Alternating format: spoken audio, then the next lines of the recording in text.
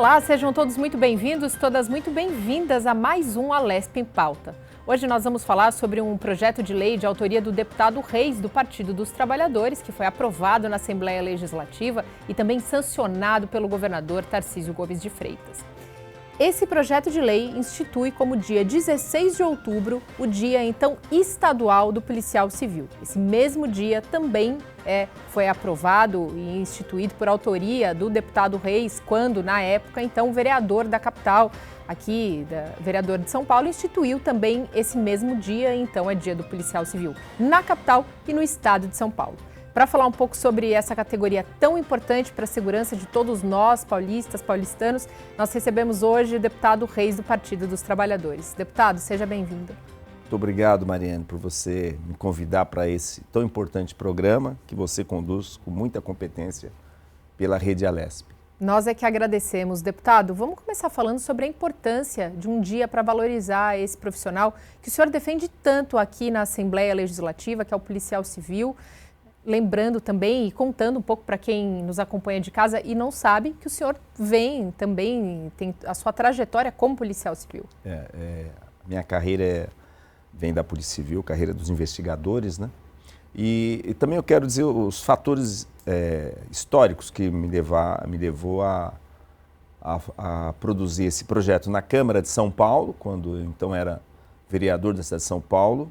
Nós aprovamos lá o dia 16 de outubro, o dia de valorização do policial civil. E ao chegar aqui na Assembleia, eu protocolei também para que seja no estado todo considerado o dia 16 de outubro o dia de valorização do policial civil. E esse dia, ele vai trazer na história o que aconteceu em 2008. No dia 16 de outubro de 2008, nós tínhamos os vários sindicatos, né, as associações de classe, lá no Morumbi, tentando falar com o governador, né? Então, tinha uma pauta de reivindicação, como tem até hoje. Você vê que nós estamos pedindo uma audiência com o governador, o atual governador, o Tarcísio de Freitas, para que ele possa receber os representantes da Polícia Civil. Ele recebeu os sindicatos delegados, mas não recebeu os demais sindicatos, né? E eu já protocolei, pedi para o líder do governo agendar essa reunião com o governador, porque tem vários problemas na Polícia Civil e que a gente quer conversar com o governador para levar essa pauta. E foi o que aconteceu no dia 16 de outubro de 2008. Ali era para entregar uma pauta de reivindicação para o governador, na época, José Serra. E o governador negou receber os investigadores, os escrivães de polícia, os delegados, os representantes dos papiloscopistas, dos agentes policiais. E ele colocou a polícia militar para sitiar o palácio do governo, né? Então ele convocou a tropa de choque, a rota, e eles sitiaram ali por ordem do governador José Serra. Eles fizeram aquele cordão de isolamento no palácio, no entorno do Palácio dos Bandeirantes, e nós tínhamos ali mais de 3.000 policiais e uma comissão de policiais tentando entregar a pauta para o governador. E ele poderia ter nomeado um funcionário qualquer para receber. Olha, está aqui, carimbo, protocolo, o governador determinou que eu recebesse, né? Eu poderia ter nomeado o contínuo dele, até o faxineiro do palácio, já que ele desprezava tanto a Polícia Civil, né? Mas não o fez.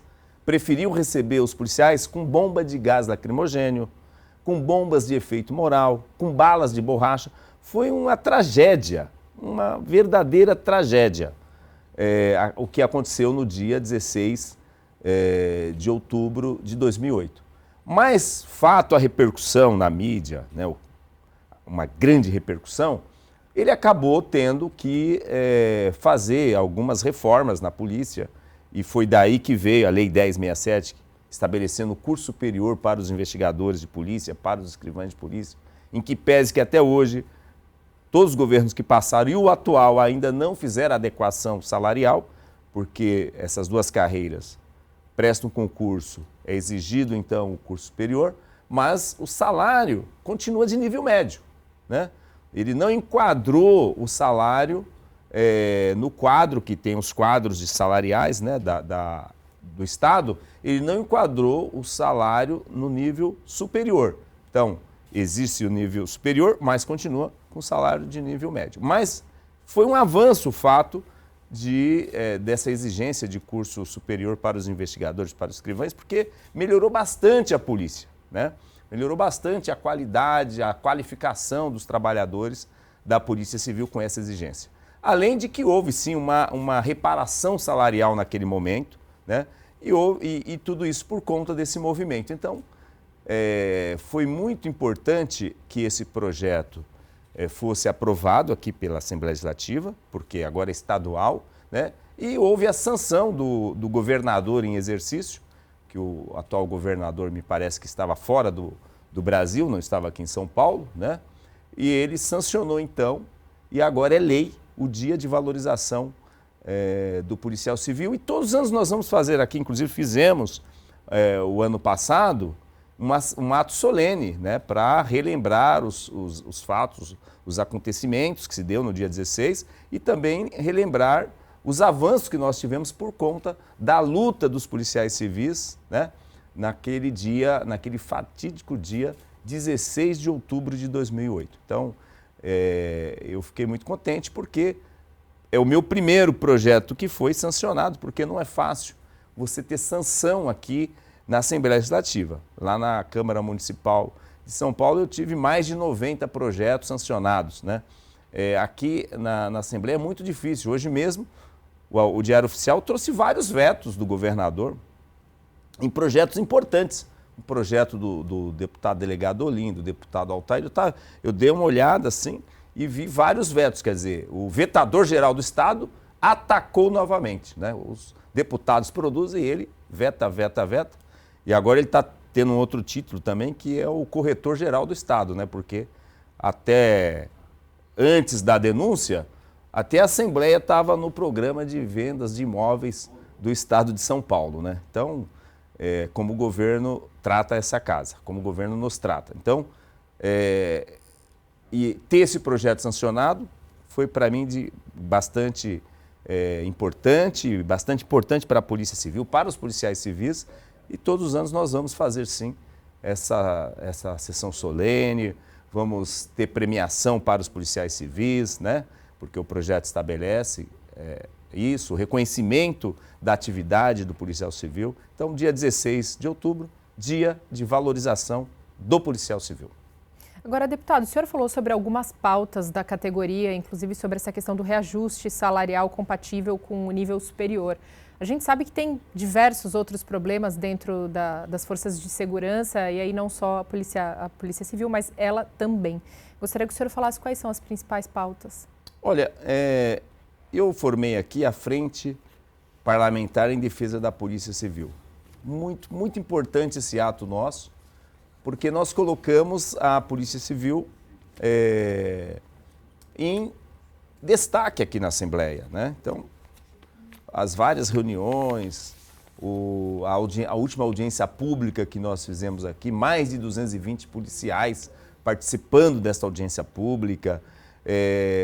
No site da Alesp, na rede Alesp, você observar lá no YouTube, já tem mais de 12 mil visualizações da audiência, então foi bastante produtiva a audiência com a participação do Dr. Rodolfo Laterza, que você já teve até a oportunidade de entrevistá-lo aqui, e também com a participação do Dr. Gilson, que é o delegado-geral adjunto e que está responsável pela construção de uma minuta de projeto para ser enviado aqui para a Assembleia Legislativa, que trata da reestruturação das carreiras policiais, né? Seguindo a nova Lei Orgânica Nacional que foi aprovada e que os estados têm que se adequarem, né? Têm que fazer as suas adaptações para atender o dispositivo legal nacional. Agora, nós temos problema salarial, crônico, né? O governo às vezes falam, não, você tem que agradecer que nós demos de 13% a 31% para a polícia, né? Mas o salário da polícia é muito baixo.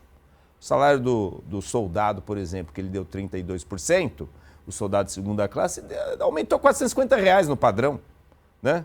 R$450 não dá para fazer uma compra no supermercado. Todos sabem disso. Se for fazer uma compra razoável para uma família, R$450 não atende, não resolve, né? Então, se o governador der 100% de aumento para a polícia, ainda continua o salário baixo, né? Ainda terão estados que o salário é melhor do que o nosso, mesmo com 100% de aumento, né? Então, a gente espera, nós estamos esperando ansiosamente que o governo, esse ano, mande um novo reajuste. Primeiro que já tem uma perca inflacionária, né? Em relação ao ano passado, nós já temos uma perca de mais de 4,5%, que é a inflação. E que eu estou cobrando também para os funcionários da Alesp, né? Já em 3 pronunciamentos meus na tribuna, eu cobrei que a mesa também promova o projeto, encaminhe o projeto para que a gente possa votar de reajuste dos funcionários da Assembleia Legislativa. Como eu entendo que o Tribunal de Justiça também tem que mandar um projeto de reajuste dos funcionários da Justiça e assim por diante. Mas a cobrança do governo é porque a data base dos funcionários públicos é em março. Nós já estamos em abril, vamos entrar em maio, né? E ainda não tem nenhum papel do governador aqui dizendo, olha, o reajuste dos policiais vai ser tanto por cento. Tem especulação. Eles falam aí que vai ser em torno de 15%. 15% ainda é muito pouco, né? Porque se a gente descontar a inflação, aumento, assim, reajuste mesmo, se a gente for descontar inflações passadas, né? Praticamente não é nem sequer dizer que isso é um reajuste, né? É apenas uma compensação inflacionária. Então, nós estamos cobrando e esperando. Então, esse é um grande problema, o problema salarial. Salários ruins e que o governo parece ter dificuldade para equacionar, para realmente criar uma política salarial de verdade para a polícia, né? Porque eu dei 20%, eu dei 15%, eu dei 5% para um, 10% para outro, 12% para não sei quem. Não é assim que deve ser tratado essa questão. Eu acho que tem que ter um teto. Olha, um soldado não pode ganhar menos do que R$10.000 por mês. Porque quando você fala de R$10.000, você fala, é muito dinheiro. Não é muito dinheiro, né? Porque quando você fala R$10.000, a hora que você coloca lá imposto de renda, previdência, isso vai cair lá para R$7.000, né? Então, estamos partindo do pressuposto que um soldado ter um rendimento de R$7.000, R$8.000 líquido, né? É um salário razoável. Ainda a Polícia de Brasília paga muito mais que isso, né? Um salário de R$16.000 inicial para o investigador, se a gente for pegar a hora que aplicar o imposto de renda, o desconto previdenciário, ele vai receber lá R$11.000 por mês, R$12.000. Não é um salário, mas é razoável. Então, minimamente, tem que ter um salário razoável, tem que ter uma base, né? Olha, eu parto de onde? Ó, no mínimo tem que ser isso. Não dá para ser o que é hoje, né? O investigador entrar com um salário de R$5.000, R$5.500 é muito baixo. Um soldado ter um padrão de R$1.940 é muito baixo. Então, esse é o grande problema da polícia. O maior problema é a questão salarial. O segundo maior problema é o efetivo. Então, essa falta de funcionários prejudica muito aquele trabalho de segurança para a sociedade, para a população, né? Então, falta policiais na rua para fazer o policiamento ostensivo. No caso, a Polícia Militar tem um déficit enorme também. E a Polícia Civil, que faz o policiamento investigativo, né, a apuração judiciária, tem um déficit de 17.000 funcionários. Quer dizer, faltam delegados, faltam investigadores, faltam escrivães, faltam médicos legistas. A Polícia Técnico-Científica está com uma defasagem de médico legista, de peritos criminais. E eu acompanhei um caso agora na Praia Grande e eu liguei lá no IML, né? O diretor do IML é que estava fazendo a necrópsia, só tinha ele.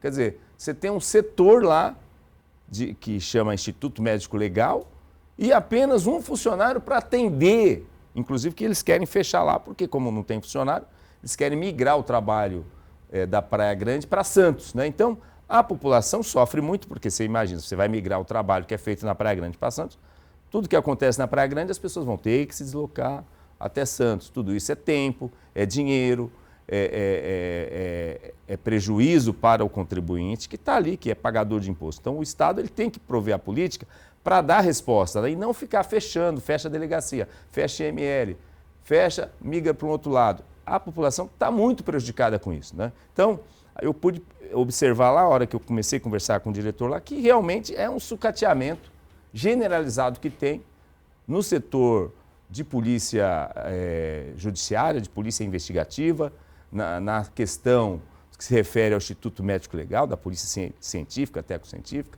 e isso é muito ruim para a nossa população. Então, esse é o outro grande problema que tem na polícia. Então, salário e recomposição do efetivo, a falta de pessoas para poder trabalhar. O outro grande problema é o estrutural. Viaturas velhas caem nos pedaços, né? Recursos para manutenção que às vezes não tem. Eu andei em várias delegacias no interior nesses últimos dias e eu pude, em loco, observar essa questão de falta de recursos para a manutenção das viaturas. Então, tem uma frota muito antiga, viaturas caindo aos pedaços, né? Aconteceu até uma morte de um delegado, uma viatura velha, que muitas vezes ele responde por 2, 3 cidades. Então, você tem lá um delegado de polícia que responde por 3 cidades.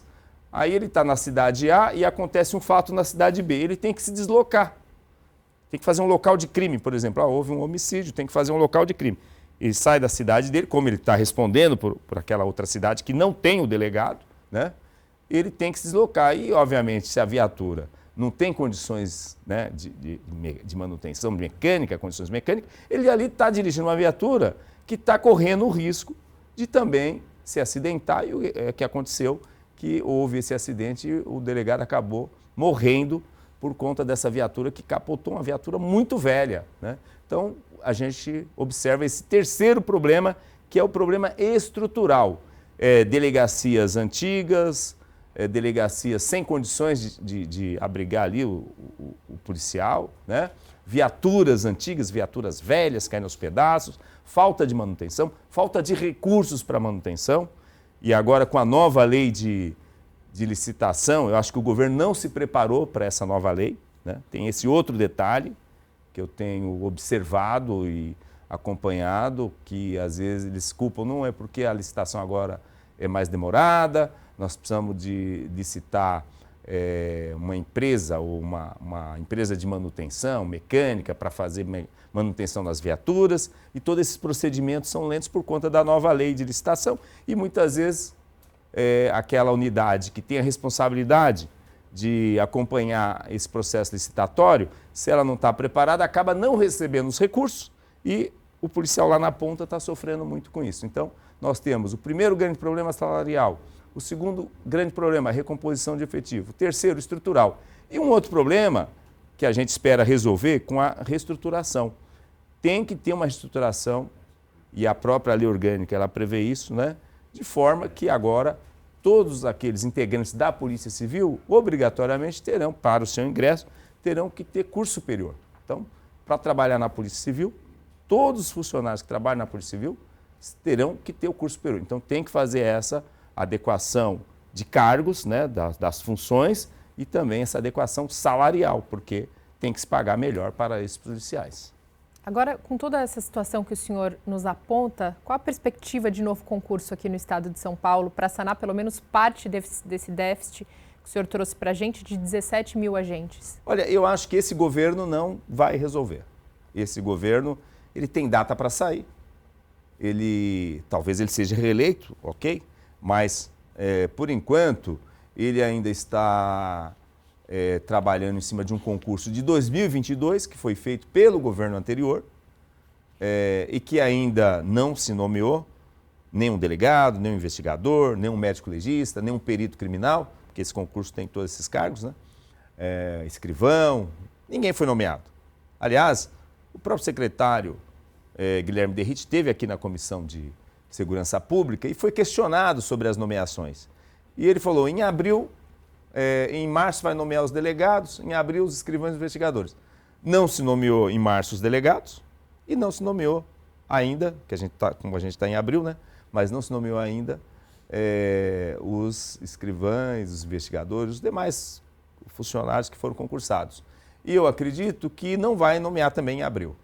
Provavelmente em maio, se tudo correr bem, teremos algumas nomeações pelo que eu tenho sondado no dia a dia, que eu tenho visitado vários órgãos responsáveis por essa questão, mas aquela promessa de já em março ter nomeações não aconteceram. Então essa lentidão para nomear, porque aí o governo fica contando o dinheiro, né? Cada mês que ele deixa de contratar, é um caixa que ele está fazendo, né? Porque ele está deixando de pagar, né? Isso é muito ruim, porque ele faz essa economia, mas a população sofre e os policiais que estão lá na ponta estão sofrendo por falta de funcionários. Então, essa questão do concurso, se a gente for analisar o concurso de 2022, ainda não foram nomeados. Vai nomear até maio. Se nomear em maio, os investigadores vão ter que fazer lá 3, 4 meses de curso. Porque ele não vai ser nomeado e já vai para a rua. Sou polícia, estou prendendo aqui. Não é assim que funciona. Ele tem que estudar, tem que aprender, tem que se adequar. E agora ele tem que frequentar isso, que agora mudou, não é mais academia de polícia, é Escola Superior de Polícia, né? Segundo a lei orgânica, todos os estados têm que ter a Escola Superior de Polícia. Então ele vai frequentar essa Escola Superior de Polícia. Ele vai conhecer legislação, ele vai conhecer como funciona a delegacia, como funcionam os policiamentos especializados, né? Os órgãos que tem na polícia, tem que conhecer todo o organograma, os departamentos e assim por diante. As técnicas de investigação, o escrivão vai ter que aprender lá a questão das oitivas, do inquérito policial. Então ele vai passar por um período de aprendizado para depois ir para o estágio, fazer o estágio nas delegacias e poder realmente desenvolver o seu trabalho, o seu papel. Então vamos dizer que lá para o mês de outubro, novembro, é que esses policiais estarão disponíveis para ir para as delegacias, né? Então, praticamente 2 anos dessa gestão. Aí nós temos um outro concurso em andamento. E tem um outro detalhe. O secretário se comprometeu a contratar, a nomear os remanescentes, que chegaria a cerca de 4 mil novos policiais, que seria excelente, né? Você tem 17 mil de déficit, você contrata 4 mil, já caiu para 13 mil. Ainda não resolveu, mas é melhor do que... Porque daqui a pouco não são 17, são 18 mil, porque as pessoas se aposentam. Como a polícia envelheceu, as pessoas estão se aposentando, outros pedem exoneração, outros são exonerados, né? Isso faz parte do dia a dia do Estado, como funciona o Estado. Então, e já eu, por exemplo, recebi vários e-mails dos concursados e recebi até WhatsApp, vários WhatsApp, porque como o meu WhatsApp pode dizer que é público, tem mais de 5 mil pessoas cadastradas, um passa o telefone para o outro e eles estão mandando a reclamação por conta da não contratação dos remanescentes que foram chamados para entregar documentos e que, por exemplo, um advogado que passou no concurso para investigador e ele quer ser investigador, ele tem que entregar o AB, ele não pode mais advogar, né? Então, todos esses procedimentos aconteceram e agora o governo deu uma recuada nessa questão dos remanescentes e eu quero crer que é por uma questão econômica, é uma questão orçamentária. Ou seja, eles consultaram a Fazenda e a Fazenda senta em cima do cofre e a Fazenda tem a chave do cofre, não abre nem por decreto e a Fazenda deu essa orientação que não daria para contratar todos nesse momento. Eu tenho dúvida que foi isso, porque o secretário ele quer que contrate. O secretário fez gestão para isso, eu percebi, e eu conversando com várias pessoas, eu identifiquei isso, que o secretário da Segurança, ele fez sim um trabalho para que todos sejam contratados. Mas a Fazenda e o governador, ele é assim, ele não ouve só o secretário da Segurança, né? Porque como ele não entende muito, né? Ele não é um cara do governo, né? Ele pode ser um técnico, alguém que consegue fazer uma obra aqui e acolá, ou que consegue vender os terrenos públicos, ou incentivar a especulação imobiliária, como é o caso lá da Cracolândia, né? Porque mantém a Cracolândia ali, os imóveis, o preço vai lá embaixo. Agora eles vão reconstruir uma cidade lá, cidade administrativa, e isso vai fomentar o mercado imobiliário, vai fomentar a especulação imobiliária. Aqueles imóveis que hoje não valem nada, vai valer uma fortuna, né? Então essa é a lógica de como o governo enxerga o mundo, né? O mundo dos negócios, né? Então isso ele é bom. Mas essa questão de governo, de gestão de governo, de funcionamento do governo, de resposta para a população. Vê a questão do IANSP, né? Todo mundo reclamando do atendimento no IANSP. Ele não tem olhar. E o seu secretariado, obviamente, que um fica dependendo do outro, aí um fala, não tem dinheiro. Eu não vou liberar o dinheiro agora. Dinheiro não falta. Mas eles vão fazendo aquele colchão, né? Eles vão fazendo economia do dinheiro público, né? Em tese, o dinheiro público tem que ser devolvido para o povo. Não é dele, não é do governador, não é do secretário de Fazenda. O dinheiro é do povo e para o povo tem que ser devolvido. E tem que ser devolvido na contratação dos policiais, né? Então, acaba o governo seguindo a orientação da Fazenda e não da necessidade do povo, não da necessidade daquilo que a polícia está precisando, né? Então, lamentavelmente, nós temos esse problema que está identificado pela quantidade de e-mails que eu estou recebendo, de reclamações, da não contratação do total dos remanescentes, e vai se contratar um número bem menor do que aquilo que estava previsto e que foi dito aqui pelo secretário da Segurança Pública. E o outro concurso que o governo fez, esse governo já fez um novo concurso para 3.500 vagas, que finalizou, quer dizer, as provas se deram, não finalizou ainda, mas as provas se deram em novembro do ano passado. Bom, se nós temos um concurso de 2022 e só ao final de 2024 que os policiais vão ser preparados, vão estar prontos para o serviço nas delegacias, então um concurso de 2023, do final de 2023, eu acredito que só em 2025, né? No final de 2025, que o governo vai estar contratando esses policiais. E aí ele tem mais um ano de governo. Ou seja, se ele fizer um novo concurso, não vai ser nesse governo que vai se dar a contratação. Então, se tudo correr bem, esse governo vai resolver esses dois concursos.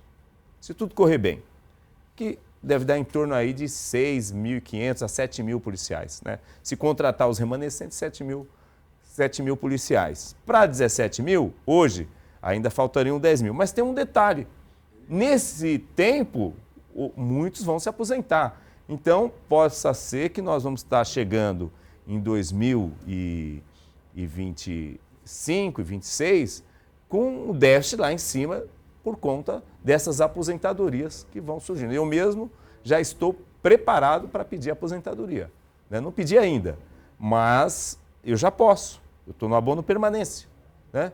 E na condição que eu estou, existe N policiais. Se eles forem lá hoje pedir aposentadoria, eles fecham a polícia. Falando sobre essas aposentadorias, ou seja, essas saídas dos policiais após tempo aí de contribuição para a corporação, como está a situação dos aposentados, dos agentes aposentados da Polícia Civil? Olha, eles estão sofrendo muito, né? Porque aquele desconto que foi criado na aposentadoria, em que pese que reverteu o teto, mas muita gente que ganha pouco acima do teto tem que ter o desconto lá de 16%, é uma facada. Tem a questão dos policiais civis, que muitos não se aposentam porque eles perdem muito. Por que um policial civil fica até 75 anos? Imagine você, um investigador, com 70 anos, trabalhando de investigador. Como que ele vai correr, se ele precisar correr atrás de um indivíduo, né? Como que ele vai conseguir, né? Não é uma coisa fácil, e delegados também. Mas por que eles não se aposentam? Porque eles perdem muito. Então, um delegado perde o adicional de polícia judiciária, perde GAT, perde auxílio alimentação. Então, ele perde lá 30% do que ele ganha no dia a dia. Então, ele prefere ficar. E essa permanência dele atrapalha os novos que não conseguem ser promovidos. Porque se não sai, não tem promoção. Então, a carreira na Polícia Civil está muito truncada, está muito engessada, né? E esse é um problema que o governo não consegue resolver. Eu tenho uma solução, que é criar a classe imediata. Assim como a Polícia Militar tem um posto imediato. Ou seja, o policial se aposentou, ele ganha um plus, ele ganha uma porcentagem e isso eu incentivo ele a se aposentar. E esse incentivo a aposentadoria me faz com que haja ascensão dos novos, dos que entraram na polícia e estão aí aguardando para ser promovido. Então, a falta de promoção também é outro problema na polícia, porque você não é promovido, você fica desmotivado, né? Há uma desmotivação. E essa grande trava que tem na questão das promoções é o fato do policial civil poder ficar até os 75 anos de idade no efetivo exercício. Então, nós temos que fazer concurso, contratar novos policiais, mas também nós temos que destravar o teto, o final da carreira, né? O final da carreira. Hoje, por exemplo, nós não temos vaga para promover um delegado para a classe especial. O ano passado parece que abriu uma vaga. Então, você imagina, a pessoa está lá a vida inteira. Pô, estou aqui, estou na primeira classe, aguardando uma promoção para ir para a classe especial. Não consegue, né? Porque essa questão da idade e de que muitos não se aposentam porque tem uma redução drástica no salário. Você imagina, você tem um padrão de vida lá, você ganha 30 mil reais por mês, vamos dar um exemplo de um delegado final de carreira, ele pode estar ganhando 30 mil reais por mês, 30, 32 mil reais por mês. Aí você tem 27%, que é imposto de renda. Aí você tem lá cerca de 4 mil reais, que é a DPJ. Aí você tem mais lá uns 3, 4 mil, que é o GAT. Quer dizer, de 30 mil caiu para 14, 15. Ele prefere ficar mesmo ali sem condições, muitas vezes idoso, né? Porque 70, 72, 73. E o trabalho de polícia ele é estressante. É um trabalho estressante, envelhece as pessoas, né? Então você vê muitas pessoas ali que estão ali porque ele fala, se eu sair daqui, como é que eu mantenho o padrão que eu tenho, o condomínio que eu pago, sei lá, os familiares que ele ajuda, né? Então, é um outro problema que tem que o Estado pensar como resolver. Ora, cria lá assim, um salário digno. Olha, vamos criar o subsídio. Eu até protocolei o projeto do subsídio aqui. Mas o subsídio, eu tenho que nivelar por cima, quer dizer, eu tenho que pensar que um delegado tem que entrar com seus 25 mil, como é o caso do defensor público. O defensor, a entrada dele é 25 mil reais e termina hoje com 32, 33 mil reais. Seria razoável, melhor do que entrar com 12, 13 mil, como é hoje. O delegado de polícia entra com 12 mil reais por mês, uma insignificância perante a Polícia Federal, por exemplo, que começa com 27 mil, termina com 42 mil reais, né? Então, o governo do Estado ele tem que pensar que o delegado de polícia da Polícia Civil de São Paulo, ele fez a mesma faculdade que o promotor de justiça, a mesma faculdade que o juiz de direito, que o desembargador fez, a mesma faculdade que o delegado lá de Brasília fez, que o defensor fez. Agora, mesmo ele frequentando o mesmo banco de escola, o policial civil, o delegado aqui, está desvalorizado em relação aos outros, de outros estados. E aos outros que também têm que ter essa formação em direito, né? Tem que ter lá o OAB, tem que ter 3 anos de prática jurídica para poder prestar o concurso, né? Então, o delegado da Polícia de São Paulo está desvalorizado. Então, vamos pensar num salário digno. Olha, a porta de entrada é no mínimo 25 mil reais por mês. E aí você cria lá as promoções, né, a carreira. Olha, entra na 5ª classe, vai para a 4ª, 3ª, 2ª, 1ª, classe especial. Vamos pegar o teto do governador, o final da carreira, hoje R$ 34.900. Então, olha, ninguém pode ganhar mais que o governador. Então, o teto vai ser R$ 34.900 o salário da autoridade policial. E o investigador começa com seus 16, 17 mil e termina com seus 25 mil. Seria o razoável. Talvez a gente teria uma carreira mais promissora, os funcionários, os policiais se aposentam, eles poderiam se aposentar no tempo certo, não ficar trabalhando às vezes sem condições. Eu vejo pessoas adoentadas, pessoas doentes ali, mas preferem continuar por conta desse desarranjo salarial que nós temos, né? E os aposentados, muitas vezes, com essa perca que eles têm, né, que se for analisar, perdendo vários adicionais, sofrem muito com o baixo salário. Ou seja, se eu tenho um salário melhor, se eu estabeleço um salário, eu vou atender esses aposentados, porque eles têm também a paridade e a integralidade. Então, se um investigador entra com 16, 17 mil reais, aquele que se aposentou e terminou aos 25 mil reais, aquele que se aposentou ao final da carreira, ele também vai ter que acompanhar essa lógica do subsídio, que eu acho que seria mais bem-vinda, porque não adianta a gente, tem sexta parte, tem quinquênio, tem isso, mas é nivelado por baixo, então 5% de nada não é nada. Agora, deputado, para a gente finalizar, tem uma outra questão muito importante também quando a gente fala em Polícia Civil, que é a questão da saúde e das doenças aí em decorrência por conta do trabalho, grande parte delas até doenças ligadas ao psicológico, à parte mental desses agentes, né? Como é essa questão dentro da Polícia Civil, como é tratada, como é esse suporte, como são esses afastamentos? Olha, esses problemas têm se demonstrado com o número de suicídios que tem na polícia. A Polícia de São Paulo é endêmico o número de suicídios, né? O governo, ele faz aquela política, né, de faz de conta. Então, há uma política de faz de conta, tem os núcleos de acompanhamento, tem um núcleo na academia, tem um núcleo na delegacia geral, mas é muito pouco em vista do que é o tamanho da polícia, né? E de ter realmente uma política de Estado para fazer esse acompanhamento do adoecimento policial, né? Isso é na Polícia Militar e é na Polícia Civil. E o Estado sofre com isso porque perde muitas vezes funcionários que se matam, e isso para a polícia, para a instituição, né, é ruim, porque os policiais estão se matando, não há um acompanhamento, o estresse, o trabalho estressante, que é o trabalho de polícia, né, não é coisa fácil. E o governo, não, mas eu tenho um núcleo de acompanhamento, mas pelo tamanho da polícia, a polícia é muito grande, né? Mesmo que ela não tenha os funcionários, mas você viaja pelo estado, toda cidade tem lá um núcleo da polícia. Tem um funcionário lá, mas tem, né?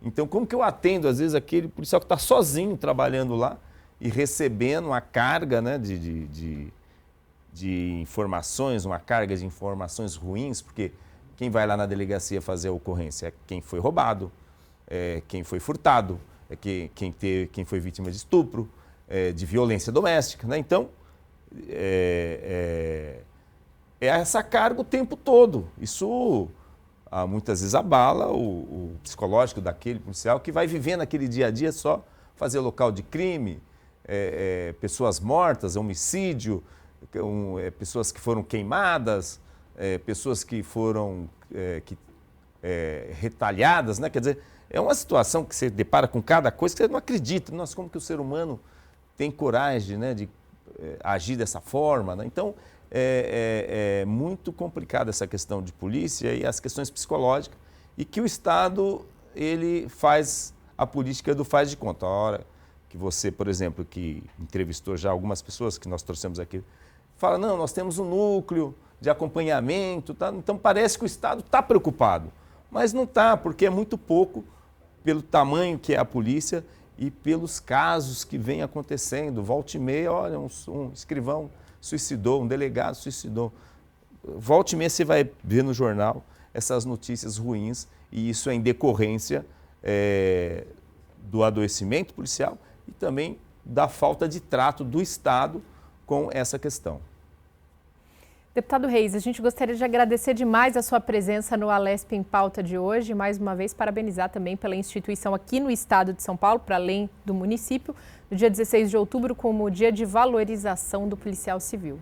Olha, eu que te agradeço e quero já deixar o convite para você, para toda a sua equipe e para todos os policiais civis, os funcionários públicos de modo geral, que no dia 22, às 17h30, nós vamos fazer audiência pública do IANSP e Hospital do Servidor Público, né? Então, é muito importante quem estiver nos assistindo, né? Acredito que esse programa vai ser antes do dia 22 de abril. Nós vamos fazer uma grande audiência pública para debater essa questão do IANSP. Realmente está muito difícil a situação do IANSP, porque o governo não põe dinheiro no IANSP, né? E o policial civil, ele é dependente do IANSP, o professor é dependente do IANSP, ou seja, todos os funcionários públicos estatutários, né? A Polícia Militar não, que ela tem a caixa beneficente, então ela tem lá o Hospital Militar, ela tem a Cruz Azul, e agora eles fizeram convênios ou ganharam convênios lá com outros hospitais que os demais servidores não têm, né? Então, o Hospital do Servidor é muito importante para o funcionalismo público e o governo tem que dar a devida atenção. Não vender, ele quer vender o prédio da administração do IANSP, que é um absurdo, né? Vender aquele prédio que vale 350 milhões. Talvez ele poderia ter uma ideia mais inteligente, né? Poderia, já que ele é um homem de negócios, poderia fazer uma incorporação, a empresa construiria lá a sede do IANSP, daria lá construiria três lajes de garagem, daria uma para o IANSP e faria os prédios dela para vender e manteria a administração do IANSP ali. Seria mais inteligente do que vender da forma que o governo está se colocando para vender. Eu entendo que os funcionários são contra a venda daquele terreno, daquele prédio da administração do IANSP, né? E esse assunto não estava nessa audiência, mas já foi adicionado, uma vez que surgiu na lista de imóveis a ser vendido agora, que o governo publicou a semana passada. Então, essa questão do atendimento e a questão da venda do anexo lá do prédio lá da administração do IANSP vai aflorar nessa audiência, nesse debate. Nós vamos ter representantes do IANSP aqui para falar a respeito disso. Estou convidando também o secretário, acho que ele não vem, né? Porque os secretários do governo Tarcísio têm dificuldade de vir aqui na Assembleia se explicar, a não ser aquelas reuniões que eles são obrigados a vir. Mas estou convidando também o secretário Caio, que é secretário de Gestão e Governo Digital, aonde o IANSP está no guarda-chuva dele, para também tratar dessa questão. Eu convido a todos e você para participar desta audiência, dia 22 de abril, às 17h30, no plenário Paulo Kobayashi. Lembrando que as audiências públicas da Assembleia Legislativa são abertas a todo o público, seja presencialmente aqui no Palácio 9 de Julho ou de forma remota. Aí você pode acompanhar pelo YouTube da Rede Alesp e também são transmitidas pelo canal da Rede Alesp na TV. Deputado, um grande prazer, muito obrigada. Muito obrigada a você pela audiência sempre. A gente se vê ao longo da programação. Obrigada.